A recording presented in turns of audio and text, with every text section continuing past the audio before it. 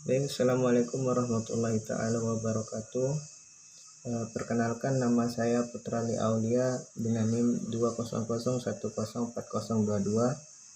Di sini pada kesempatan ini saya akan menyelesaikan tugas UAS dari bioteknologi, yang dimana materi yang akan dibahas pada kesempatan kali ini adalah ekspresi DNA. Ekspresi DNA.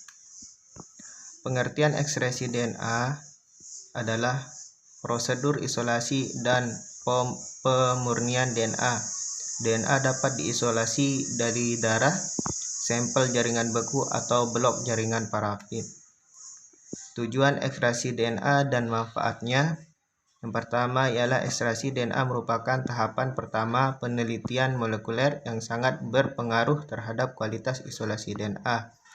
Ekstraksi DNA merupakan teknik untuk mengeluarkan DNA dari sumber asal, inti sel atau organel sel, DNA kloroflas, DNA mitokondria. Ekstraksi DNA bisa didapat dari sampel jaringan yang masih segar, beku, dikeringkan atau disimpan dalam alkohol atau buper. Molekul DNA dalam satu sel dapat diekspresikan atau diisolasi untuk berbagai macam keperluan seperti aplikasi dan analisis DNA melalui elektroforensik. Isolasi DNA dilakukan dengan tujuan untuk memisahkan DNA dari bahan lain seperti protein, lemak, dan karbohidrat. Prinsip utama dalam isolasi DNA ada 3, yakni penghancuran lisis, ekstraksi atau pemisahan DNA dari bahan pada seperti selulosa dan protein, serta pemurnian DNA. Isolasi DNA tanaman, isolasi DNA buah, isolasi DNA bakteri, dan isolasi DNA hewan pada dasarnya memiliki prinsip yang sama. Dan yang ketiga ialah prinsip isolasi DNA dapat berbagai jenis sel atau jaringan pada berbagai organisme pada dasarnya sama namun memiliki modifikasi dalam hal teknis dan bahan yang digunakan.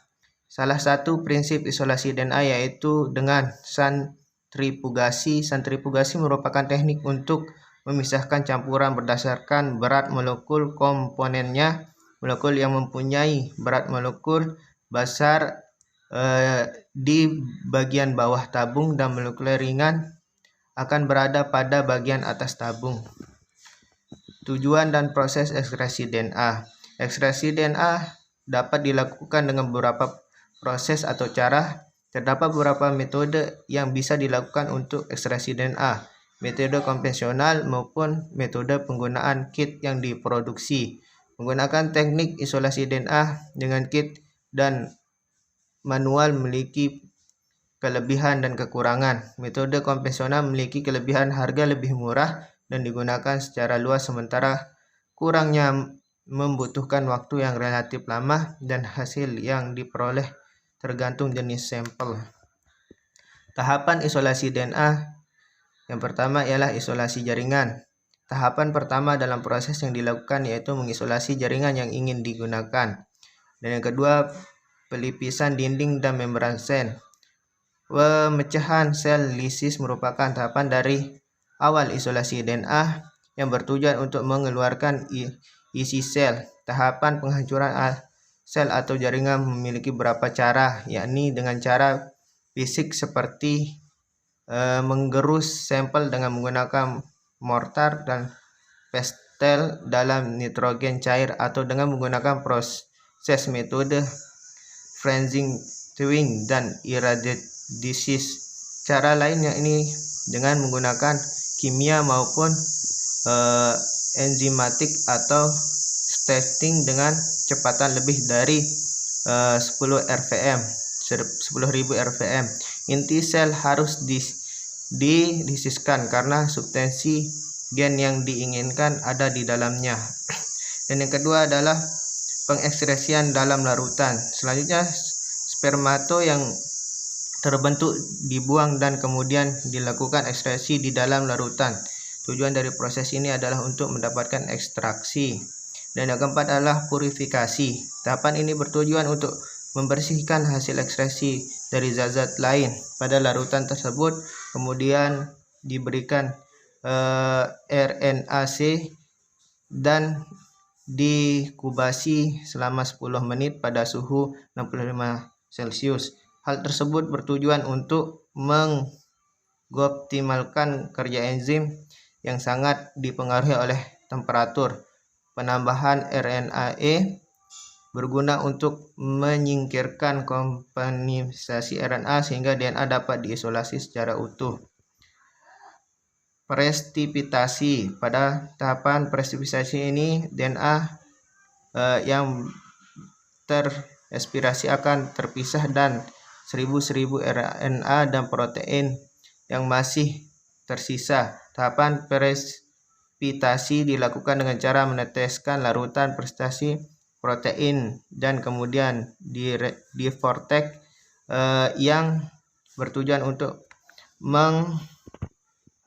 homogenkan larutan protein terdiri atas amonium asetat yang jika berikata dengan protein menghasilkan terbentuknya senyawa baru dengan kelarutan lebih rendah sehingga menyebabkan protein mengendap. Larutan tersebut kemudian disentrifugasi kembali selama 5 menit dengan kompetensi 13.000 rpm. Prinsip utama sentrifugasi adalah memisahkan substansi berdasarkan berat jenis molekul dengan cara memberikan gaya sentrifugasi sehingga substansi yang lebih berat dan berada di dasar, sedangkan substansi yang lebih ringan akan terletak di atas. Isolasi DNA juga dapat dilakukan dengan menggunakan kit yang sudah diproduksi oleh beberapa perusahaan untuk perlukan dan mempercepat proses isolasi DNA. Kit isolasi juga disesuaikan dengan kebutuhan oleh konsumen dan jenis sel yang akan digunakan. Biasanya DNA yang diekstraksikan ini akan diproses digunakan untuk analisis PCR atau polimerase chain reactive dengan mesin PCR yang merupakan teknik untuk membuat selain DNA. Dengan alat ini memungkinkan sejumlah kecil sekuensi DNA tertentu disalin hingga berkali-kali untuk diperbanyak sehingga dapat dianalisis atau dimodifikasi dengan cara tertentu. Ada beberapa tahapan PCR seperti berikut ini: dinaturasi, penempelan primer, reaksi polimerase ekstensi. Ketiganya akan dilalui untuk bisa mendapatkan sampel DNA yang bisa dianalisis dengan baik dan benar. Banyaknya aplikasi tergantung pada kompetensi DNA target yang akan digunakan. Setelah diperoleh molekul-molekul DNA dalam jumlah yang sesuai dan maka DNA tersebut dapat diamati dengan menggunakan cara ekstensi gen, analisis frekuensi dan metode Sanger. Mungkin sekian, kurang dan lebihnya mohon dimaafkan. Wabillahi taufiq wal hidayah. Assalamualaikum warahmatullahi wabarakatuh.